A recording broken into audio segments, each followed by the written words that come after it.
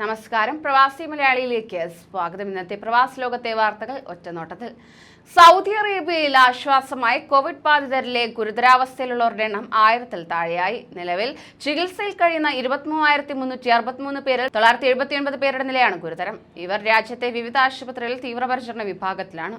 ബാക്കിയുള്ളവരുടെ നില തൃപ്തികരമാണ്. അതേസമയം 24 മണിക്കൂറിനിടെ 1793 പേർക്കാണ് പുതിയതായി സൗദി അറേബ്യയിൽ കോവിഡ് സ്ഥിരീകരിച്ചത്. നിലവിലെ രോഗികളിൽ 3207 പേർ സുഖം പ്രാപിച്ചു. രാജ്യവ്യാപകമായ കോവിഡ് മൂലം 2 മരണങ്ങൾ കൂടി റിപ്പോർട്ട് ചെയ്തതായി ആരോഗ്യ മന്ത്രാലയം അറിയിച്ചു. ഒമാനിൽ 2114 പേർ കൂടി കോവിഡ് വൈറസ് ബാധയിൽ നിന്ന് മുക്തരായി. ആരോഗ്യ മന്ത്രാലയം പുറത്തുവിട്ട കഴിഞ്ഞ 24 മണിക്കൂറിലെ കണക്കുകൾ പ്രകാരം രാജ്യത്ത് 1430 പേർക്കാണ് പുതുതായി രോഗബാധ സ്ഥിരീകരിച്ചത്. നിലവിൽ 93.7% രാജ്യത്തെ കോവിഡ് രോഗമുക്തി നിരക്ക്. കോവിഡ് ബാധിച്ച് പുതുതായി 5 മരണങ്ങളാണ് ബുധനാഴ്ച ഒമാനിൽ റിപ്പോർട്ട് ചെയ്തത്.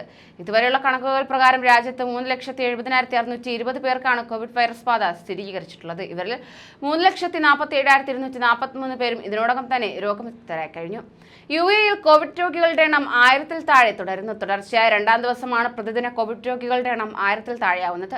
കഴിഞ്ഞ 24 മണിക്കൂറിനിടെ 957 പേർക്ക് കൂടി രാജ്യത്ത് കോവിഡ് വൈറസ് ബാധ സ്ഥിരീകരിച്ചതായി ആരോഗ്യ പ്രതിരോധ മന്ത്രാലയം അറിയിച്ചു. കഴിഞ്ഞ 24 മണിക്കൂറിനിടെ ചികിത്സയിലായിരുന്ന 2538 പേരാണ് രോഗമുക്തരായത്. രാജ്യത്ത് കോവിഡ് ബാധിച്ച് 1 മരണം കൂടി റിപ്പോർട്ട് ചെയ്യപ്പെട്ടു. ഖത്തറിലെ 12 ലേബർ റിക്രൂട്ട്മെന്റ് കേന്ദ്രങ്ങളുടെ ലൈസൻസ് റദ്ദാക്കി ഖത്തർ തൊഴിൽ മന്ത്രാലയം. കഴിഞ്ഞ ദിവസം തൊഴിൽ മന്ത്രാലയം ഉദ്യോഗസ്ഥരുടെ നേതൃത്വത്തിൽ നടന്ന പരിശോധനയിലാണ് നിയമലംഘനം കണ്ടെത്തിയത്. ഇതിന്റെ അടിസ്ഥാനത്തിലാണ് 12 ഓഫീസുകൾ അടച്ചുപൂട്ടാൻ തീരുമാനിച്ചത്. ഈ സ്ഥാപനങ്ങളുടെ ലൈസൻസ് റദ്ദാക്കാനും തീരുമാനിച്ചതായി മന്ത്രാലയം അറിയിച്ചു. ഗാർഹിക തൊഴിലാളികളുടെ അവകാശ സംരക്ഷണം ഉറപ്പുവരുത്തിയിരുന്നില്ല, തൊഴിലുടമയുടെ അവകാശങ്ങൾ സംരക്ഷിക്കുന്നതിനായി പുറപ്പെടുവിച്ച നിയന്ത്രണങ്ങൾ പാലിച്ചില്ല എന്നിവ കണ്ടെത്തിയാണ് മന്ത്രാലയത്തിന്റെ നേതൃത്വത്തിൽ വിവിധ ഓഫീസുകളിൽ പരിശോധന നടത്തിയത്. 2021-ൽ അബുദാബി രാജ്യാന്തര വിമാനത്താവളത്തിലെത്തിയ യാത്രക്കാരിൽ ഇന്ത്യക്കാർ ഒന്നാമത്. മൊത്തം എത്തിയ 53.6 ലക്ഷം പേരിൽ 9,32,949 പേരും ഇന്ത്യക്കാരായിരുന്നു. Pakistan 5,50,728, Egypt 4,46,883, US 2,54,201, Saudi Arabia 2,44,954 രാജ്യക്കാരാണ് തൊട്ടു പിന്നിൽ. അതേസമയം അബുദാബിയിൽ നിന്ന് കൂടുതൽ വിദേശത്തേക്ക് പോയത് കെയ്റോയിലേക്കാണ്. 3 ശതാബ്ദങ്ങൾക്ക് മുമ്പ് 1727 തുടക്കത്തിൽ ഇമാം മുഹമ്മദ് ബിൻ സൗദ് ആദ്യത്തെ സൗദി രാഷ്ട്രം സ്ഥാപിച്ചതിന്റെ ഓർമ്മ പുതുക്കുകയാണ് സൗദി അറേബ്യ. രാജ്യത്ത് ആദ്യമായി ആഘോഷിക്കുന്ന സ്ഥാപക ദിനം വർണ്ണാഭമാക്കാൻ ഒരുക്കങ്ങൾ ആരംഭിച്ചു കഴിഞ്ഞു. സൗദിയിലെ പ്രധാന നഗരങ്ങളെല്ലാം ആഘോഷ പരിപാടികൾക്ക് സാക്ഷ്യം വഹിക്കും. തലസ്ഥാന നഗരിയായ റിയാദിലെ പ്രധാന വിനോദ മേഖലയായ വാദി നിമാറിൽ ഉൾപ്പെടെ 3500 കലാപ്രകടനങ്ങൾ അരങ്ങേറും. സ്ഥാപക ദിന വേഷം ധരിച്ചവർക്കായിരിക്കും ബോളിവാർഡിലേക്ക് ചൊവ്വാഴ്ച പ്രവേശനം അനുവദിക്കുക എന്ന് സംഘാടകർ നേരത്തെ അറിയിച്ചിട്ടുണ്ട്. കൂടുതൽ മേഖലകളിൽ സ്വദേശിവൽക്കരണം നടപ്പിലാക്കാൻ ഒരുങ്ങുകയാണ് സൗദി. സൗദി മാനവവിഭവശേഷി മന്ത്രി എഞ്ചിനീയർ അഹ്മദ് അൽ റാജ്ഹിയാണ് ഇക്കാര്യം അറിയിച്ചത്.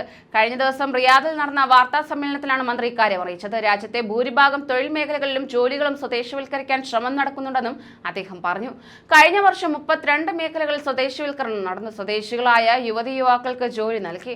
17,000 എഞ്ചിനീയർമാർക്കും അക്കൗണ്ടിംഗ് മേഖലകളിൽ 16,000 പേർക്കും 3,000 ഡോക്ടർമാർക്കും 6,000 ഫാർമസിസ്റ്റുകൾക്കും സൗദി ജോലി നൽകി.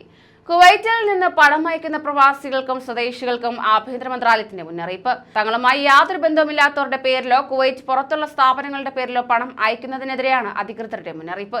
ഇത്തരം പണമിടപാടുകൾ നിയമവിരുദ്ധമായി കണക്കാക്കപ്പെടുമെന്നും അങ്ങനെ ചെയ്യുന്നവർ അതിന്റെ ഉത്തരവാദിത്തം ഏറ്റെടുക്കേണ്ടി വരുമെന്നും മുന്നറിയിപ്പ് നൽകിയിട്ടുണ്ട്. UAE-യിൽ സ്കൂൾ ബസ്സിനടിയിൽപ്പെട്ട് 12 വയസ്സുകാരി മരിച്ചു. ചൊവ്വാഴ്ച വൈകുന്നേരമായിരുന്നു ദാരുണമായ സംഭവം ഉണ്ടായത്. കുട്ടി ബസ്സിന് മുന്നിൽ നിൽക്കുകയാണെന്നറിയാതെ ഡ്രൈവർ വാഹനം മുന്നോട്ടെടുക്കുകയായിരുന്നു. ഉമ്മു അമ്മാർ സ്കൂളിലെ വിദ്യാർത്ഥിനിയായ ഷൈഖ ഹസാനാണ് മരിച്ചത്. വൈകുന്നേരം 3:45-ഓടെയാണ് അപകടം സംഭവിച്ചതെന്ന് അജ്മാൻ പോലീസ് അറിയിച്ചു. സ്കൂളിലെ ക്ലാസ് കഴിഞ്ഞതിന് ശേഷം സ്കൂൾ ബസ്സിൽ വീട്ടിന് സമീപമെത്തിയ വിദ്യാർത്ഥിനി ബസ്സിൽ നിന്ന് ഇറങ്ങിയ ശേഷം ബസ്സിന് മുന്നിലൂടെ വീട്ടിലേക്ക് കയറിപ്പോകാൻ ശ്രമിക്കുകയായിരുന്നു. കുട്ടി മുന്നിൽ നിൽക്കുന്നത് ശ്രദ്ധയിൽപ്പെടാതെ ബസ് ഡ്രൈവർ മുന്നോട്ടെടുക്കുകയായിരുന്നു. ശരീരത്തിലൂടെ ബസ്സിന്റെ ടയറുകൾ കയറി ഇറങ്ങുകയായിരുന്നു. ബസ്സിൽ സൂപ്പർവൈസർ ഉണ്ടായിരുന്നില്ലെന്ന് പോലീസ് പറഞ്ഞു. കൂടുതൽ പ്രവാസി വാർത്തകൾക്കായി ഈ ചാനൽ സബ്സ്ക്രൈബ് ചെയ്യൂ.